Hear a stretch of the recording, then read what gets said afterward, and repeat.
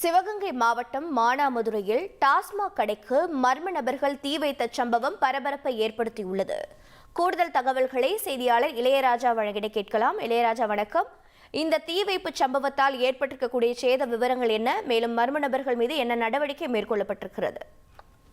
கண்டிப்பாக மானாமதுரை நகர்பகுதியில் அரசகுழி என்ற இடத்துல மயானம் பக்கத்துல இயங்கி வருகிறது அரசு டாஸ்மாக். இந்த கடை பாத்தீங்கன்னா 7542. இந்த கடையில பாத்தீங்கன்னா நள்ளிரவு ஒரு 1:30 மணிக்கு மேல அந்த கடைக்குள்ள தீ எரிஞ்சிருக்கு. இந்த தகவல் உடனடியா காவல்துறைக்கு போயிருக்கு. காவல்துறையினர் தீயணைப்பு துறையினருக்கு அழைப்பு கொடுத்திருக்காங்க. தீயணைப்பு துறையினர் அந்த ஜேசிபி மூலமாக அந்த பூட்டை உடைச்சிருக்காங்க. ஏற்கனவே அந்த பூட்டு லைட்டா உடைச்சிருந்ததாகவும் தீயணைப்பு துறையினர் சொல்றாங்க. இந்நிலையில பாத்தீங்கன்னா தீயணைப்பு துறை கடுமையாக போராடி அந்த டாஸ்மாக்ல இருந்த தீயை அணைச்சிருக்காங்க. இதுல என்ன ஒரு சிறப்புனா, நேற்று தான் அந்த டாஸ்மாக் ஒரு 35 லட்சம் ரூபாய் மதிப்புள்ள சரக்குகள் எல்லாமே மதுபானங்கள் இறங்கி இருக்கு.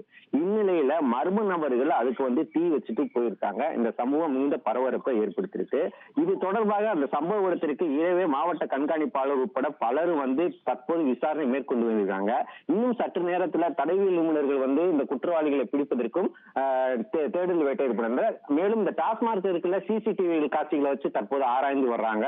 தொடர்ந்து இந்த டாஸ்மாக் தீ வச்ச சம்பவம் இப்பகுதியில் மிகுந்த பரபரப்பை ஏற்படுத்தியுள்ளது.